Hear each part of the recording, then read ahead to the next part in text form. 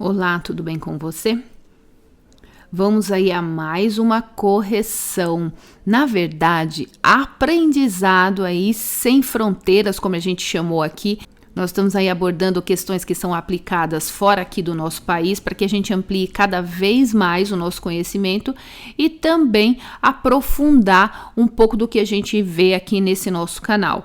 Então, mais uma questão de proteção radiológica. Vamos lá, eu sou Ana Cláudia Machado Silva aqui da Academia de Radiologia. Então, se você não está inscrito aqui nesse canal, já se inscreve porque aqui tem muito conteúdo de valor para você. E também compartilha lá com seus amigos para que eles também possam aprender junto com você. Bom, então a gente vai hoje trabalhar com uma questão de dose efetiva. Então, quando a gente fala das grandezas de proteção radiológica, se a gente pensar em todas elas, a grandeza dose efetiva, ela acaba sendo uma das mais completas, exatamente por quê? Porque ela leva em consideração qual é a dose absorvida, ela está levando em consideração o tipo de radiação que o indivíduo está recebendo e ainda está levando em consideração o tecido que está recebendo tudo isso, considerando a radiosensibilidade. Então, se a gente pensar, tá falando aí do tipo de radiação, então se é uma radiação se é raio-x, se é gama, se é próton, se é nêutrons, porque essas radiações vão causar diferentes efeitos no tecido e, consequentemente, os tecidos vão responder de forma diferente também. Então, vamos às afirmativas e lembrando aqui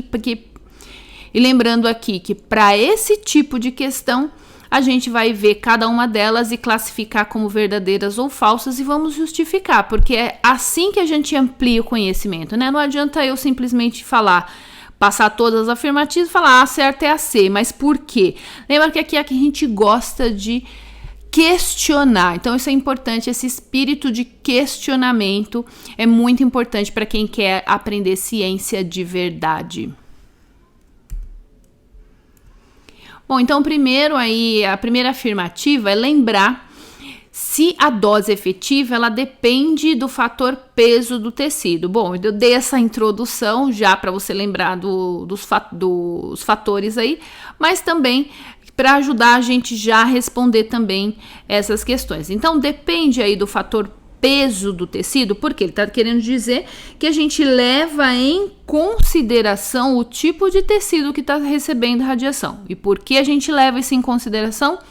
Porque os tecidos têm radiosensibilidades diferentes. E aí, até lembrando, isso é um ponto importante para a radioterapia.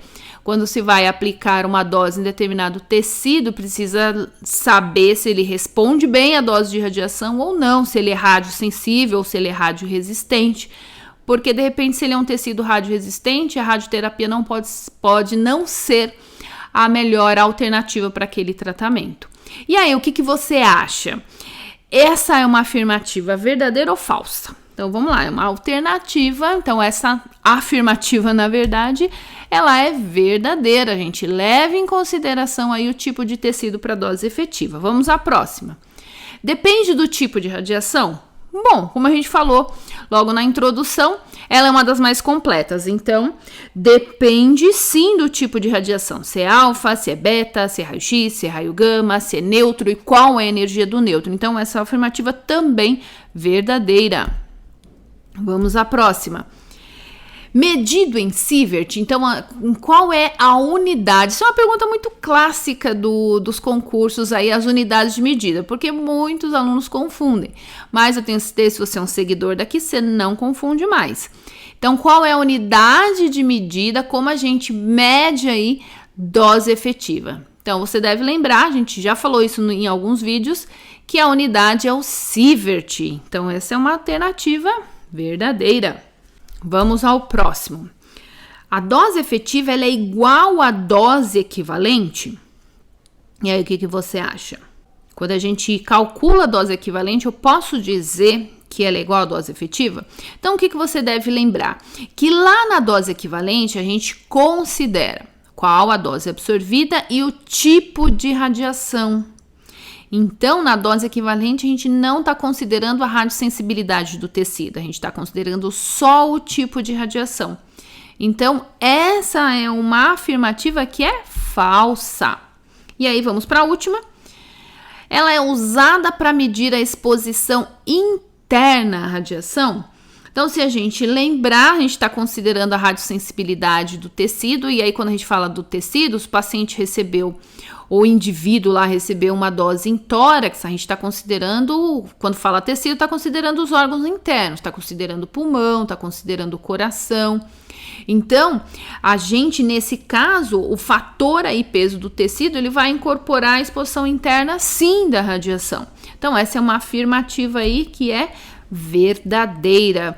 Então, entendeu como a gente pode aqui abordar uma simples questão aí de uma forma bem ampla, que a gente pode tirar muito conhecimento dela, relembrar muitas coisas e ter uma atenção, um foco em pontos importantes aí em relação, nesse caso aqui, à dose efetiva. Então, espero que você tenha relembrado e espero também que você tenha aprendido a ver aí esse assunto de uma forma diferente, questionando, lembrando de pontos importantes que você viu nas suas aulas. Então, qualquer dúvida é só deixar aqui nos comentários abaixo.